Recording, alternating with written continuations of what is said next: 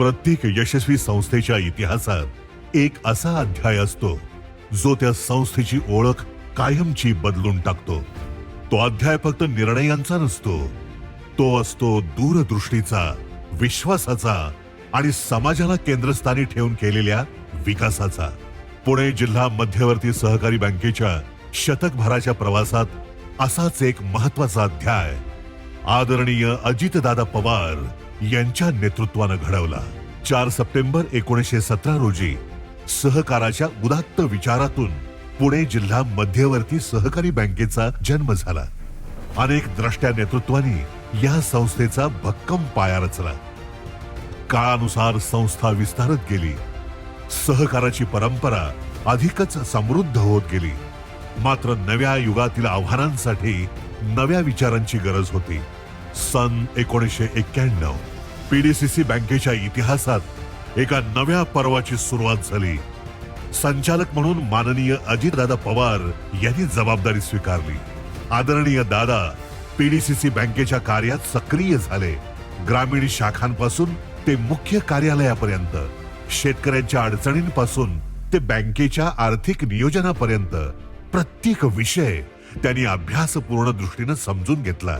त्यांच्या दृष्टीनं PDCC bank ही केवळ आर्थिक संस्था नव्हती, तर ती पुणे जिल्ह्याच्या विकासाची अर्थवाहिनी होती। शेतकरी, सहकार आणि सामान्य सभासदांच्या विश्वासाची जबाबदारी होती।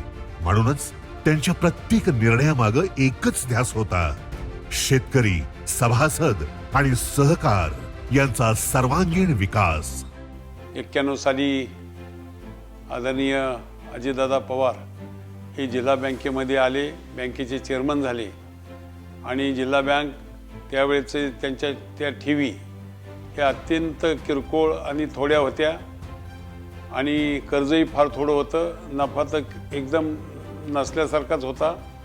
परंतु ते आल्यानंतर जमीन आणि आभाळ एवढं अंतर या बँकेच्या संपूर्ण व्यवहारात त्यांनी केलेलं पाहायला मिळतंय। अजितदादांनी पीडीसीसी बँकेच्या विकासाची सुरुवात मोठ्या घोषणांनी नाही केली, तर मजबूत पायाभरणीपासून केली।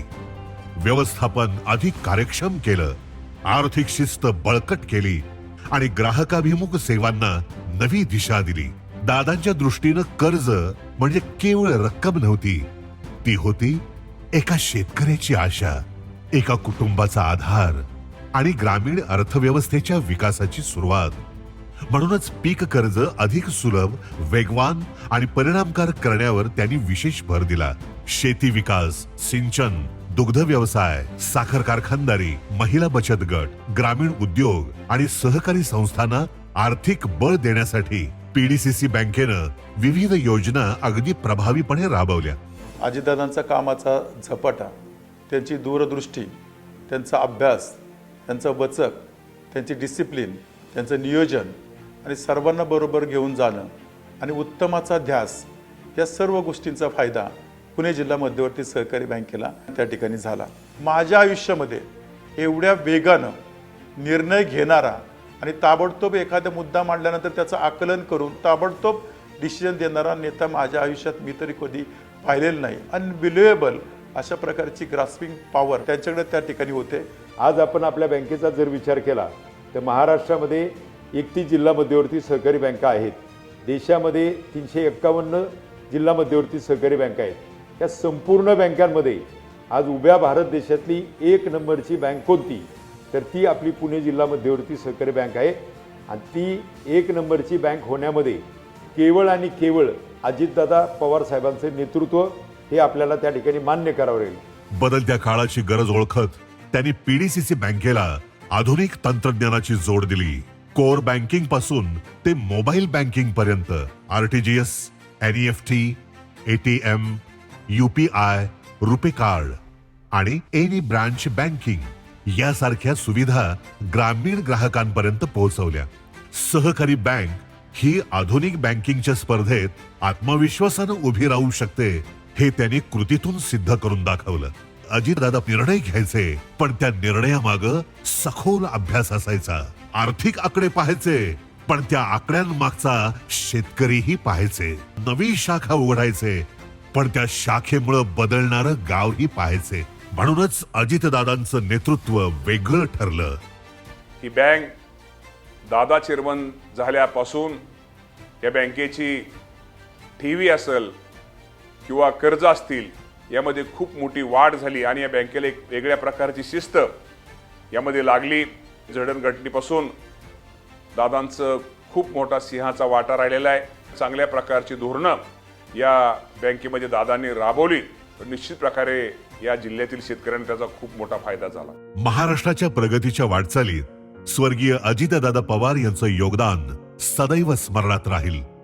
राज्याचे उपमुख्यमंत्री आणि अर्थमंत्री म्हणून त्यांनी दूरदृष्टी, विकासाभिमुख विचार आणि अभ्यासपूर्ण निर्णय क्षमतेच्या बळावर राज्याच्या विकासात बहुमोल योगदान दिलं. दादा आज प्रत्यक्षामध्ये नसले तरी त्यांचं नाव, त्यांची आठवण, त्यांचं स्मरण, त्यांचं प्रेम, त्यांचं रागावणं हे सगळ्यांना दुःखदायक वाटतं. आणि त्याचा जो एक मनातला भाव प्रत्येकाच्या काही लोक व्यक्त करू शकतात, काही लोक व्यक्त करू शकत नाहीत. पण दादांनी खरंच या महाराष्ट्रासाठी अजोड कामगिरी केली. सर्व जाती धर्माच्या लोकांना पुढे घेऊन जाणारं, बरोबर घेऊन जाणारं घराणं म्हणून या पवार कुटुंबियांचा इतिहास त्याच्यामध्ये आहे. आज दादांच्या जाण्यानंतर श्रीमती सुनेत्रा वहिनींना या राज्याची जबाबदारी सांभाळण्याची वेळ आलेली आहे आणि ते अतिशय समर्थपणानं ही जबाबदारी सांभाळतात. अर्थातच पार्थ आणि जय या दोन्ही त्यांच्या मुलांना हाच विचार घेऊन समाजामध्ये पुढे जावं लागेल. स्वर्गीय अजितदादा पवार हे केवळ एक नाव नाही, तर सहकारावरील निष्ठा, विकासावरील विश्वास आणि लोकाभिमुख नेतृत्वाची प्रेरणा आहे. त्यांच्या विचारांचा आणि कार्याचा वारसा पुढील अनेक पिढ्यांना प्रेरणा देत राहील. आणि म्हणूनच पुणे जिल्हा मध्यवर्ती सहकारी बँकेचा इतिहास जेव्हा जेव्हा लिहिला जाईल तेव्हा तेव्हा त्या इतिहासातील एक उज्ज्वल, प्रेरणादायी आणि अभिमानास्पद पर्व म्हणून स्वर्गीय अजितदादा पवार यांचं योगदान सदैव स्मरणात राहील. पीडीसीसी बँक परिवारातर्फे माननीय नामदार स्वर्गीय अजितदादा पवार यांना भावपूर्ण अभिवादन. कोटी कोटी प्रणाम.